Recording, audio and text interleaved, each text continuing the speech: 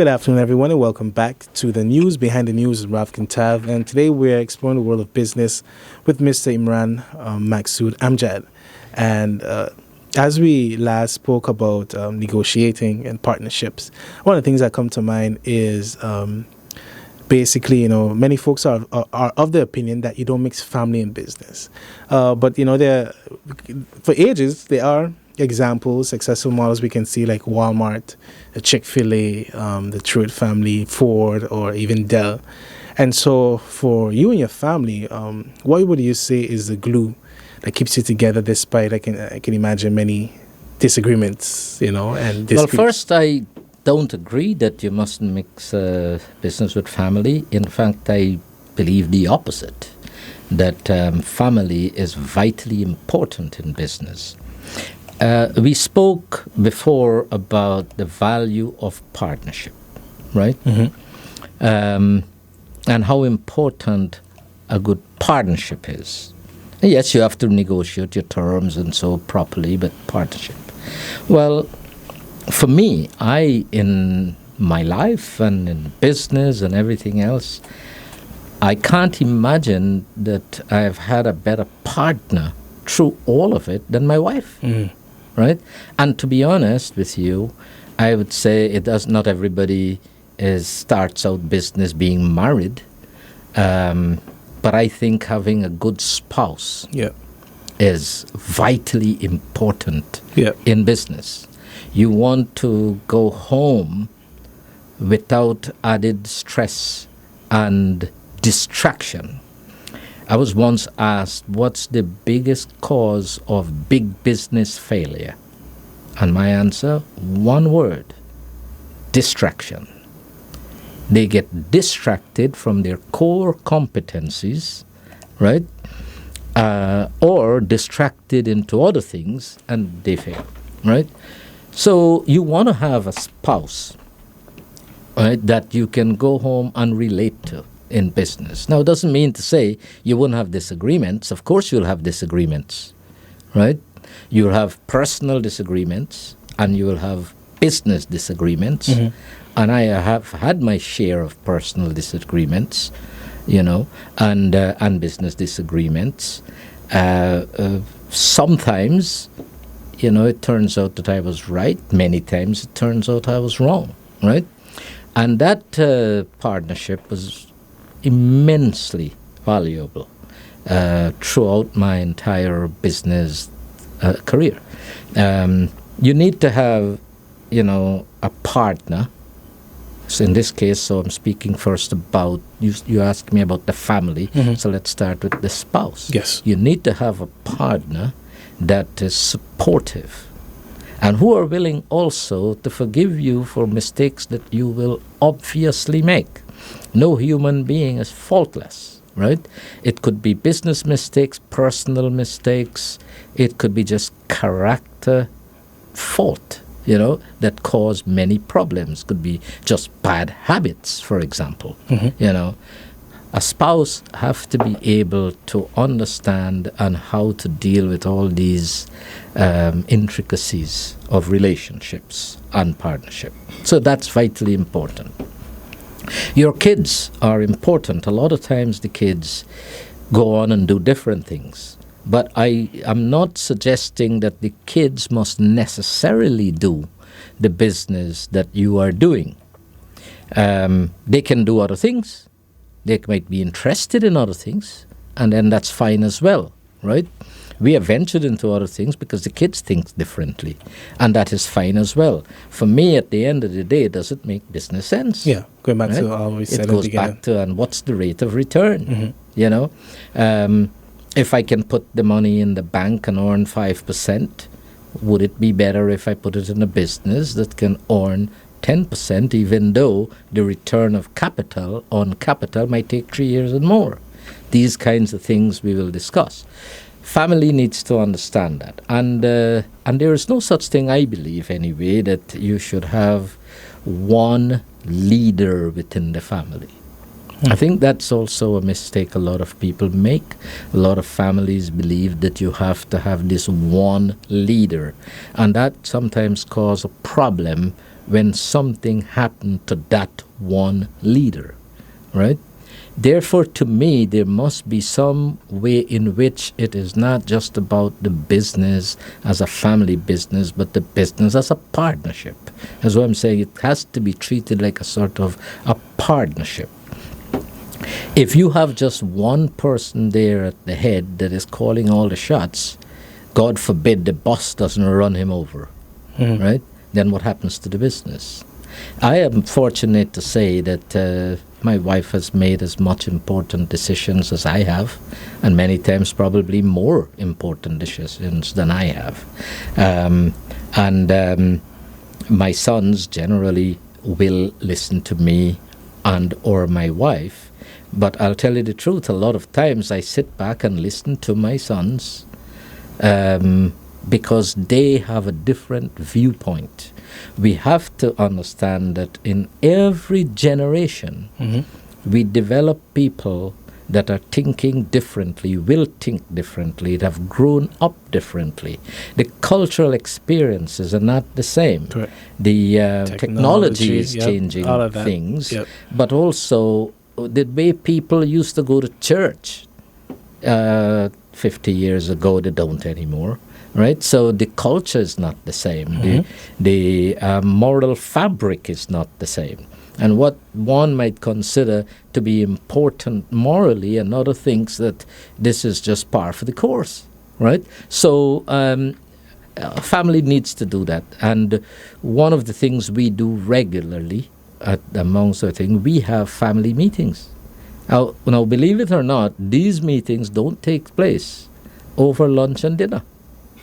This is the truth. We have meetings where we call it a family meeting. And at that meeting, we are only talking business. Business to do with the family. But I feel that my sons must know what I am thinking. My wife must know.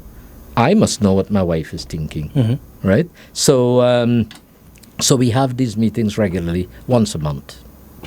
Gotcha. Yeah. Once a month we call it a family meeting. You make that a priority. All afternoon. Usually it lasts hours. Sometimes it can be just 3 hours. Sometimes it can go to 6-7 hours on that day because we have disagreements. Yeah, naturally. Right? But the disagreements I find are good. Because if everybody agree, then if you are heading towards a cliff and everybody agree, you all fall off the cliff. That's true. Right? Somebody has to say, pull your shirt and say, oh, there's a cliff over there. So, yeah, we discuss a lot of these things. Okay. And speaking of family as well, how was it? Like, I'm guessing you probably had to bootstrap in the beginning phase, given that, you were taking a slight cut in order to gain more of a say, gain more of an influence in the company? Well, so would you say that affected your beginning phase at home specifically? Yeah. Well, the key about everything is managing money, and yes, you have to tighten your belt, and fasten your shoelace, and get on with the task of working and get on with the task of managing. And there are times when you have to make hard financial decisions. Yes, somebody might want to build a palace, but we have to say that the palace is a great idea, but we can't afford it without putting the family at risk. And that's what we do. We make those decisions. But a lot of times it's done, consultatively. We believe in a consultative kind of arrangement, except when my wife speaks. Then everybody just follows. Yeah, learning that one 3 years in a game. So, my next question for you is, as an investor, what do you look for in a country? What are the essentials, for doing business in any country that you have done business in? Right. Well, a country is actually no different, I feel, than a business, right? And you have to think of it that way. What are the fundamentals of business? I always say it is a business is centered around 3 things, really. Well, maybe There are 4, 5, 6, and 7. But the three fundamental things is the business are centered upon employees, so labor, capital or money, and consumers. It's as simple as that, right? For an economy to function, that economy has to function in virtually the same way, right? In terms of labor, a country is interested of the entire labor force of the country. And sometimes some people would have disagreements as to what that labor force means. We get all of these discussions about foreign labor and local labor, and do we need foreign labor? Don't we need more local labor? And you can go into all that discussion, but government has to think about labor, just as a company has to think about labor. And that includes immigration, that includes local development and training of people and education of the people, so you have a better labor force, just as a company needs a better labor force, right? And when the company can't get expertise from one source, they get it from another source, and countries have to understand that that's exactly what happens everywhere in the free world, right? And then comes money, which you rightly asked. Money is vitally important. So you have labor and then you have money. Money is vitally important. So countries' monetary policy is important. Things like taxation, whether you have import duties or you don't, how you raise the taxes, how you spend the money, how banks manage the money. What is the interest rates that the central bank will offer to the commercial banks so that the commercial banks have sufficient spread and people are able to get money to invest. Right now, for example, you hear the banks are only paying low interest, which means we have a lot of liquidity at the banks, and then we're hearing that we have no liquidity. So how does that translate, right?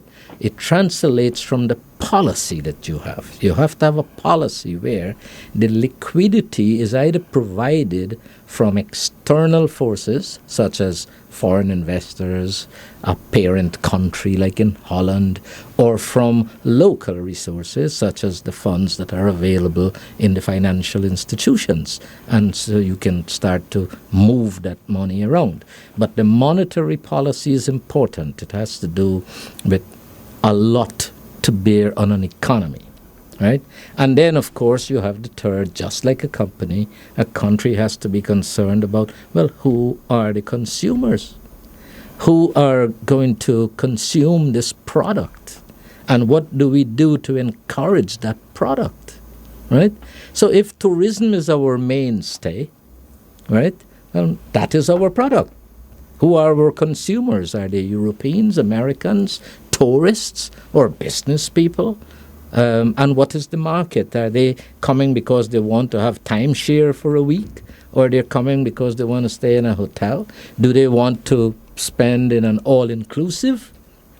Or they want to spend at a hotel and have the freedom of choice of what they eat, what they buy, what they wear, where they drink? So we, as an economy, you have to think about the very same things a business has to think about, right? The one main difference, of course, between a country and a company is the social responsibility. A company should have social responsibility, but they must have to. They don't have to. My company, for example, everybody knows, whether it's Nagico, Motor World, we give all the time. And we give to everything. We've been criticized for supporting Carnival, for example. But I would still support Carnival because Carnival is part of our product. It's part of who we are as a people. It's part of our culture. It's part of society. It's not going anywhere, right? So somebody has to support it, make sure it's done well. So, we are, socially we are involved and so. But whereas a country has more responsibility, more social responsibility to ensure that the people who are less fortunate don't fall on the wayside. So that brings a slightly different dimension from a corporation. But the other three main things a country needs to do exactly the same as a company needs to do. Hopefully they can rear their monetary policy is such that they have enough surplus or have available liquidity and surplus to look after the social fabric its duties, of society and its duties. That's basically the difference between the two. So I really notice as well how I guess your start in education has you've leveraged it in business, the way you tend to simplify stuff as well. Okay. Yeah. I mean, because it's like a tip that they give us in writing, KISS, keep it simple. Well, you have to keep it simple, but there is also, I don't know if you've ever heard of Parkinson's law, but Parkinson's law is the law of triviality. And what it basically says is that why is it that, for example, people always look around and say, but why they put in some people in government who don't seem to be good enough in government, right? Well, that's because people tend to relate more to the people who are not too highly technical. So you could get professors, yes, but then you say, but the people don't vote for the professors. The reason is very simple. The professors get too technical. People don't understand economic theory, right? The law of triviality is that you keep things. People are more likely to discuss things that appear more trivial. And Parkinson's law basically described that. It's the original law of the formation of committees. If you form a committee as to how to get the high-grade technology into St. Martin, right, and all the processes involved, Parkinson's law says that people will spend more time not on the technology, right, but where you're going to put the satellite. Right? Because they understand that. It seems trivial, but they understand that. So they tend to go to people who they understand speaks their language and they can understand, so they vote for that kind of person. Gotcha. Right? And it's not necessarily that people say always is because you pay for the votes, and so there's always that by everybody, but why one gets more than the others? Because they make it simple. They keep it simple, but not simple where it is foolish, right? It's simple where it appears to be trivial, but it isn't. Yeah. It isn't, because trivial things actually tend to occupy people's mind far more than complicated things. And people therefore vibrate towards things that are less complicated. That's true. Right? So it's the same in business. People say to me all the time, you business, what business, this. But I try to say to people that I only try to be successful in a few because I understand the few. I am not a genius that understand 100 different business. I understand insurance. I understand cars. Right? I don't understand pharmaceuticals. So I'm not interested in having a drugstore, right, for example, because I don't understand it. I don't know where to go, where to begin, right? And it all ties into time management because that's right. You can't commit to learning everything. So, the important thing in business is to try to figure out a couple of things that you're pretty good at and spend your time, energy, and imagination. Don't ever underestimate imagination. People talk about education and they talk about all kinds of things, right? But the most important ingredient in business is imagination. Ideas are very easy. Maybe you have this interview with me today. Maybe driving to this interview, you probably have 12 ideas today, right? And I'm coming and I don't know what you will ask me, and I probably have another 12 ideas. So between the two of us, we have 24 ideas just driving here. How much of them would materialize into much? Not a lot, right? Not a lot. You know the ones that are going to materialize into something? The one that you decide that it's interesting enough, you are going to put your imagination into it. Ideas float freely all the time, right? Everybody have ideas to become a millionaire, right? It floats very freely, very easily. What's the imagination that you put into these things? Those are the things that are going to make you fail or succeed. Yeah. And one of the things I definitely imagine is a prosperous St. Martin. Yes. And so I say that in thinking of... Then you should go into politics. I don't know. Maybe you are into politics. No. I have no idea. Don't know that much about you. Sticking in the field of media, man. I definitely imagine a strong media in the island. So I'll focus on that for now. But so I say that, as a bridge to segue into, of course, I'm curious about your take on, how the island has developed in the last 10 years. In the last set of years, particularly, we went through a new status, obviously a lot of political instability, but now we had to deal with Irma and now COVID. How do you feel about business climate on the island, and what do you look forward to in seeing the island move forward? What can be done? Okay, so let me ask you, on average, what's the average person, how long they take before they graduate out of college, you think? At what age? 24 years old. About 24. Mm-hmm. Right? 22, 24, depend. Yeah. Trust me, most countries or economy are not going to do it any sooner. We are still in our baby stage. We are still in our child stage. And eventually we will mature. Eventually we will get more independent thinking. It comes from experience, from growth, from challenges, from taking the baby steps, from learning how to walk and learning how to run and then learning how to gallop, right? We are not in the stage where we are ready to run, but we are making progress. I believe personally St. Martin is making progress.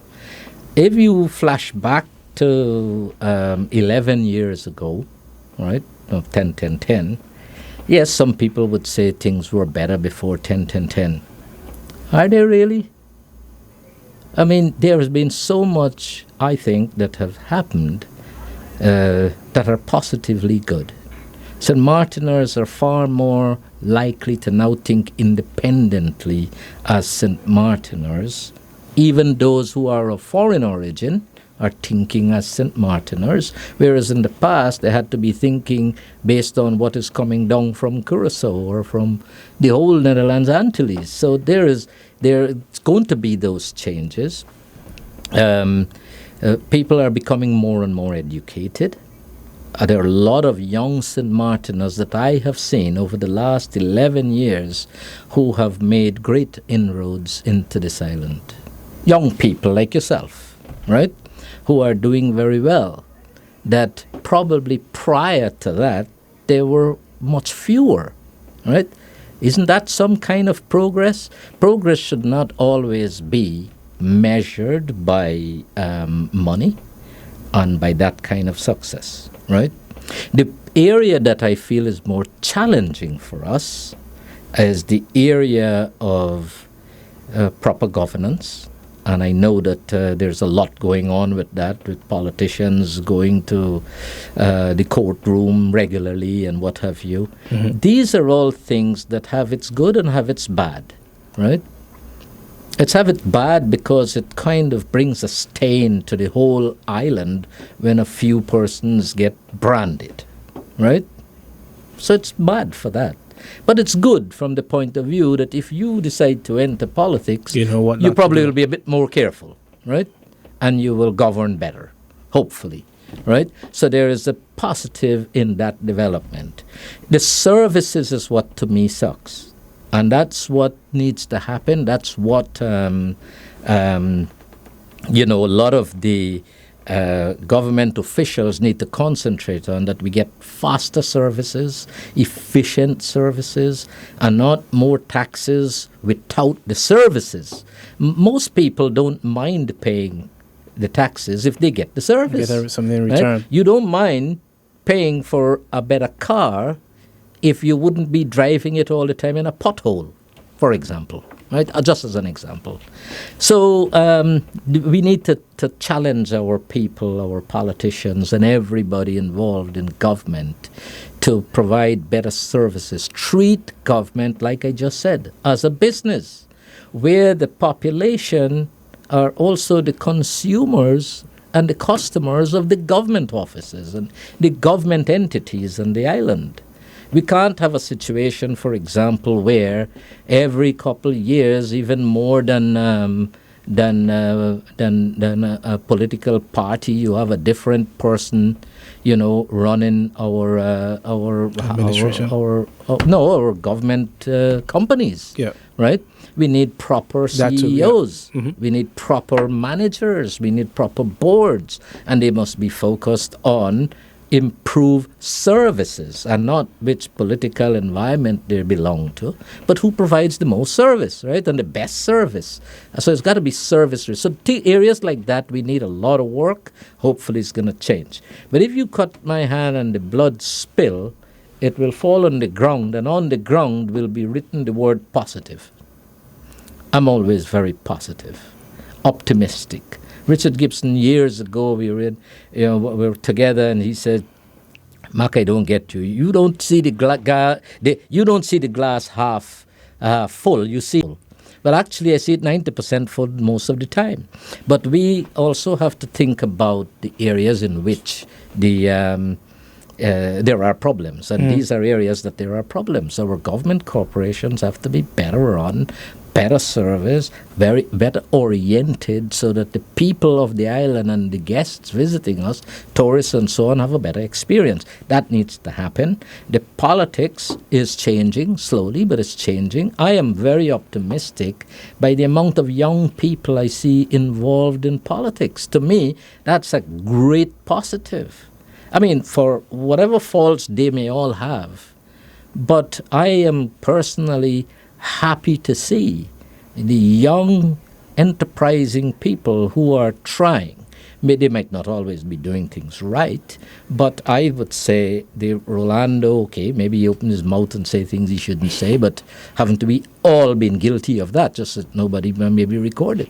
But these young, bright, smart young fellows, they're trying their best. You have the Jurendi, Doran of the world. You have Ardwell, that I think have done fantastic with the SRP and all the challenges we had. We only look at the negatives, but not the positives. Omar, these are young, enterprising people that are there. I was happy to see Roger Lawrence also, being part of the environment. I was happy to see Ludmilla. She's gone, but you have Roger. But what I'm saying, Ralph, is that these are young, well-intentioned people, and it bodes well for the future. They only need to be more focused on what is beneficial to all the stakeholders, not just the government and the government employees, but the business community and our customers, the tourists, everybody else. But we have a lot, I think, to be very hopeful for. We have a young, driving group of politicians, even in those that are not in the government. Mm-hmm. I mean, you have the people like Rayon and Melissa, and I know guys like Patrice and Charlene Pompier and these guys, and some of the younger people that are involved in the other parties as well. In many ways, Anna Richardson is a young person too, by the as far as age goes, and so there's a lot of young, enterprising people out there that I think bodes very well for St. Martin.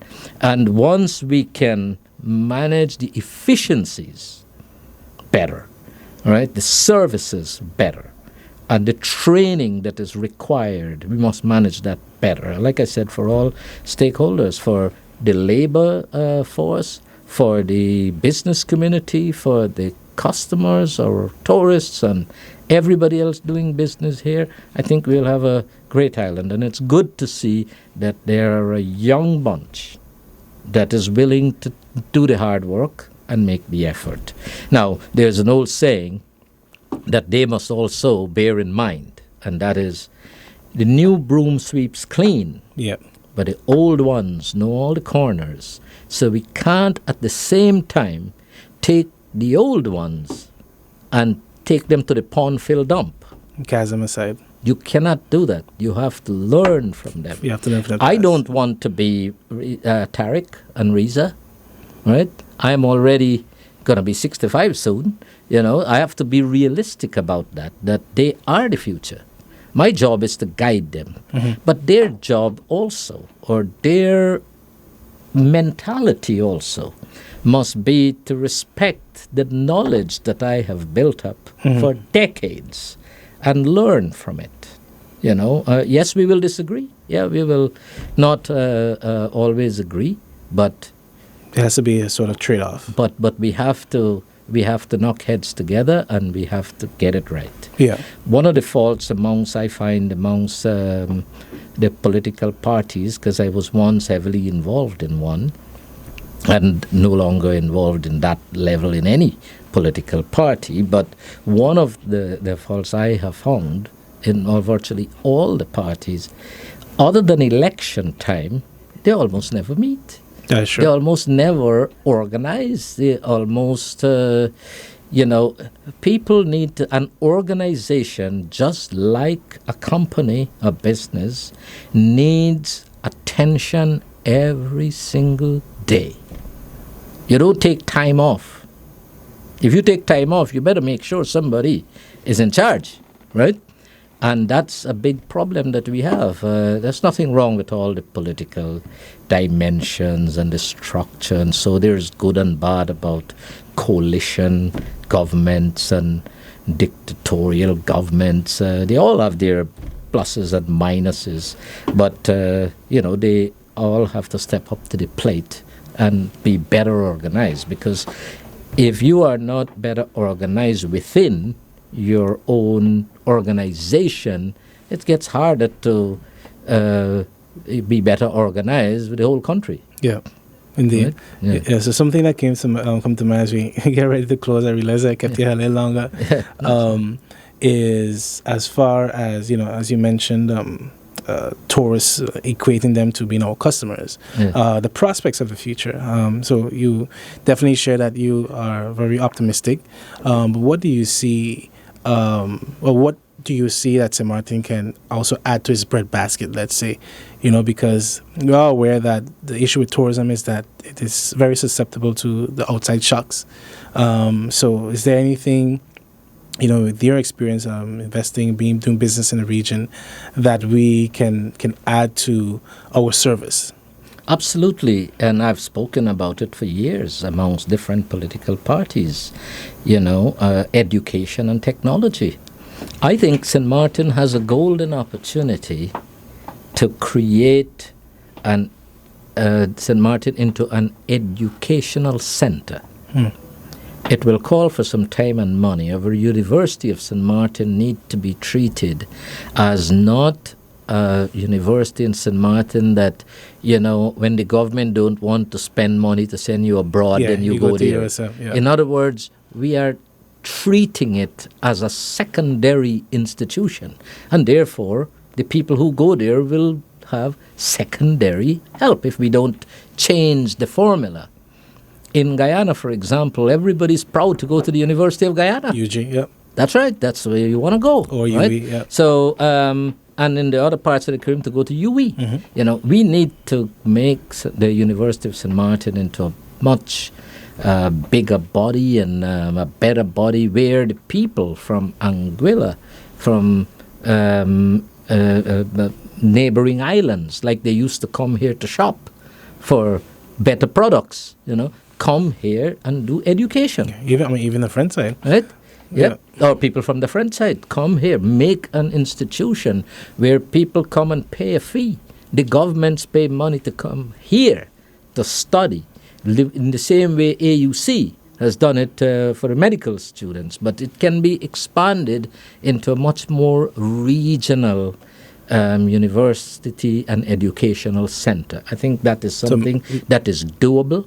We have a lot making of us a hub bright outside of people. tourism. That's right, outside of tourism, and of course technology. There are all kind. I know that at one time they used to have the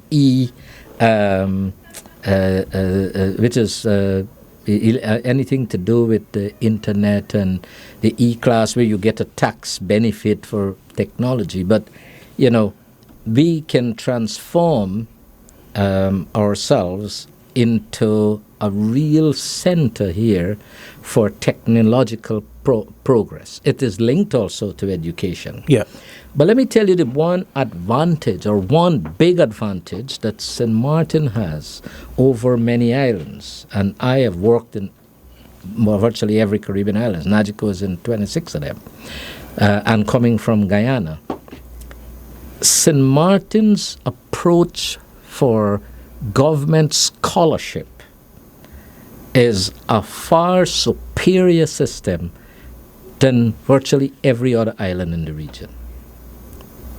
Almost everyone who is capable of going to university because they've passed their HAVO and CXE and what have you, gets some kind of support from the government of St. Martin to pursue those studies in Holland or America or Canada or wherever people choose to go. Some go to University of St. Martin too, right? And the region, but mostly go to Holland and the United States and Canada, right? So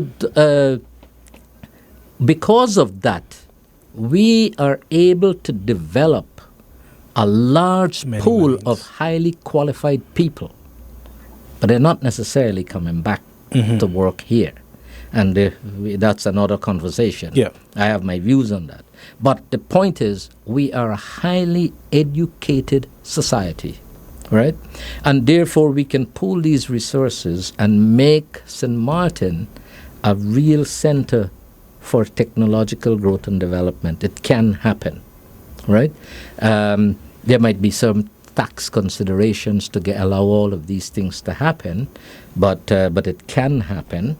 I think we have missed the boat on the offshore market. That is getting less and less and less. So offshore, like the BVI and Cayman Islands and Bermuda are doing, we probably have missed that boat to some degree, because the whole world is looking at tightening up on offshore things banking, like that.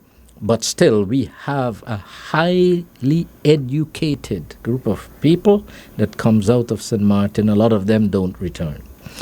But if we have the opportunities and we have the pay, people will return. At the end of the day, it's your country. It's home, It's home. And the government can do a lot in that direction. It's a matter of the direction, the thinking, the logic that goes behind all of these things. Messaging is very important. And the messaging cannot be that, we are there to clean up things in St. Martin. Sometimes you get a feeling as though what is happening is in St. Martin is, we are trying to clean up. Yeah. Right? In every department, whether it is immigration or building permits or energy or whatever, everybody's busy trying to clean up and clean. So you don't get time to actually build. So that is good. That is nothing absolutely good. You need to have a good base for everything. But you don't get this vision as to where you want to be and what you're trying to achieve. Yeah, I'm not getting that. At least I don't. Maybe you get it, but I don't. Right? So we need to know where we want to go, where we want to take that. And if it is to have a 90% continue, 90 or 95% in tourism, we work towards making sure that is fantastic.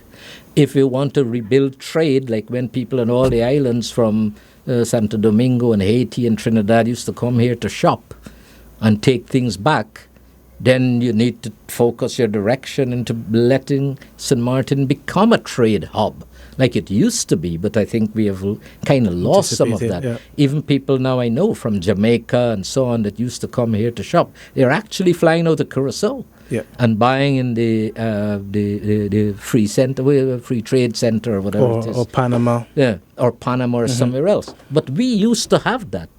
The people in Antigua and St. Kitts and Trinidad and Haiti and Dominica used to come here just to shop. So we had a huge hub. And I see that as getting less and less and less. But it's a matter of taking. If you don't want that, well, fine, but you need to tell us what you want. What is a right? what is what a it vision? is that you want. Yeah. But there is another third thing that I would say that apart from technology and education, trade hub. We have a great harbor, Deepwater Harbor. We have great airlift to this island. We have a good airport. Hopefully we will get it rebuilt soon, right? Great harbor. We have a good front street, back street. We have good transportation system, cheap car rentals, good system. Make it return to being a trade hub. And how can you do that? It's actually not that hard. It boils down to proper marketing and messaging. You need to do that. Gotcha.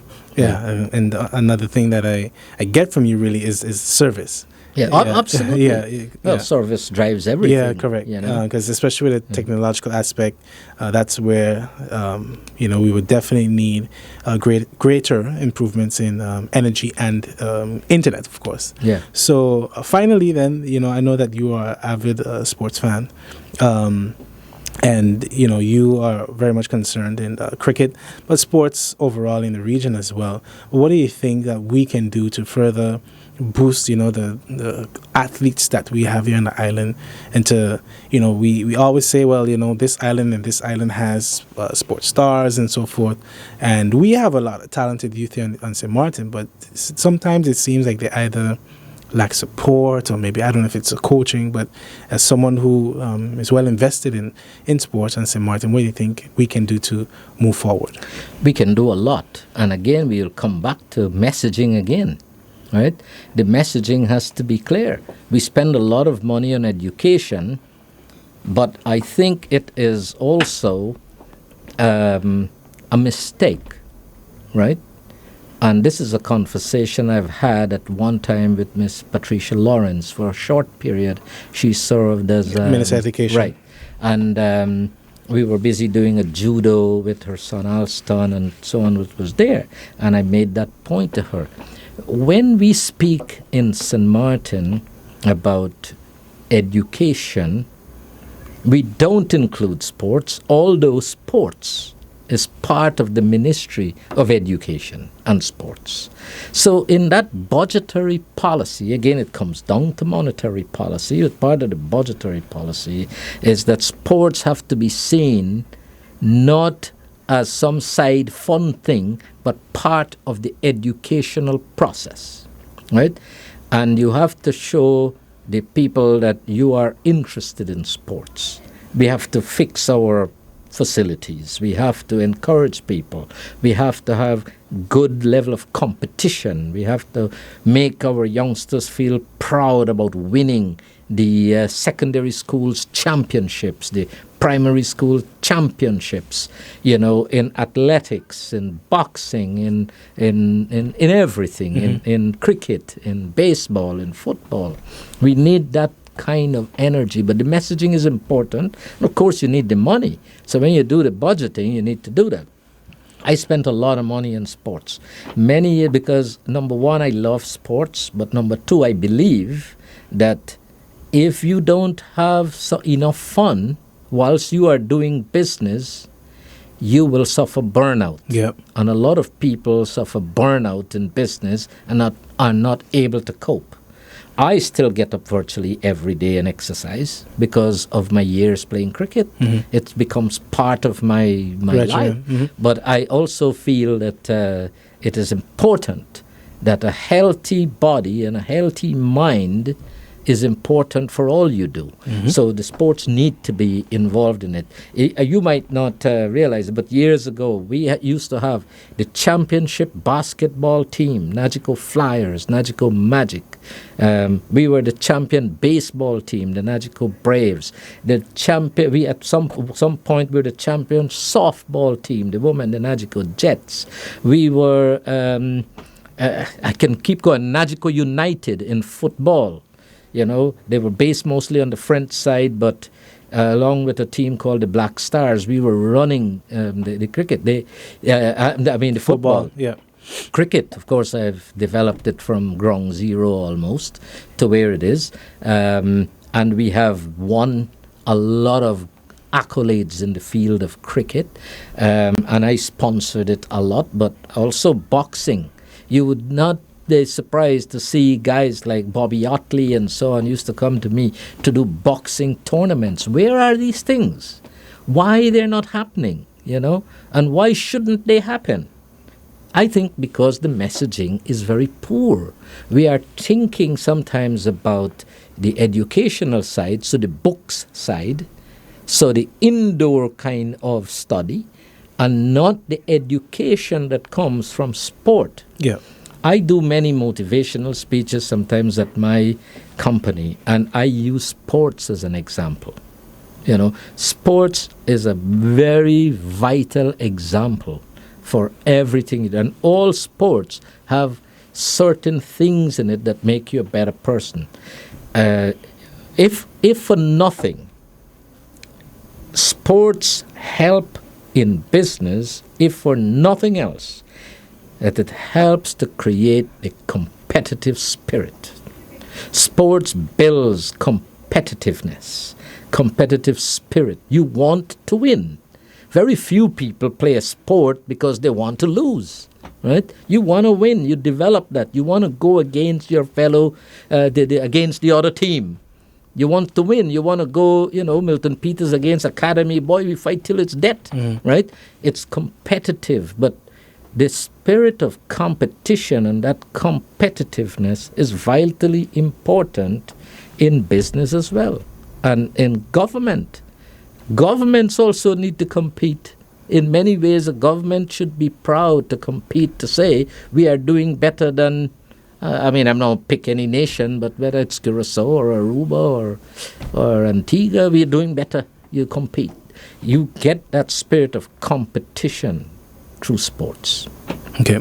So I would like to thank you so much. I had some more questions to you, but I think we'll organize another discussion. Whenever you're ready. And I appreciate that. So any final words from you, sir? Well, I want to wish you very well. What you're doing is obviously very good. You obviously is trying to use your, as you say, you study in media, and in that world, of the media world. The media world plays a huge part in all that I've been speaking about, because at the end of the day, nobody is going to buy a product they haven't heard about, right? So the media is vitally important. Even if it's politics, it's a product that the media is responsible for. Everything. So I want to wish you well in your endeavors. Appreciate it. In your show. I know that it has an impact on people. I hope that it is broadcasted widely, and that I hope that you use your media skills to market yourself as well, right? And I wish St. Martin well. I think we are going to do fine. We've had a tough time. I was just speaking to Mr. Carty as I walked in about the same thing, that if you consider that within the space of 4 years, less than 4 years actually, so in reality, in about 3 years, less than 3 years, St. Martin suffered 2 major hurricanes, and then the pandemic came, but there is still some energy in the marketplace. Yeah. People love St. Martin. The tourists love our island. St. Martin is magical. You go outside and you see the cruise ships out there. They're there, right? the flights are coming out of the airport, even though they're fed up to see how it look, right? Because there's something magical about St. Martin, right? And it's because of the way we deal with a lot of things. And if you consider that if we improve upon that, we can only get better. That's why I am so optimistic about St. Martin. We can only get better. Providing the monetary policies don't kill us, but we can only get better, in my view. And the pandemic followed by hurricanes, and I think we are still standing and doing well. People are still willing to have great discourse about a lot of things. Naturally. Right? And you are doing a lot by programs like this. So I wish you, St. Martin, everybody well. Thank you. All right, to all our viewers and listeners, I hope that, you definitely took away some key gems from this extended program. And tune in tomorrow for our next conversation. Do take care.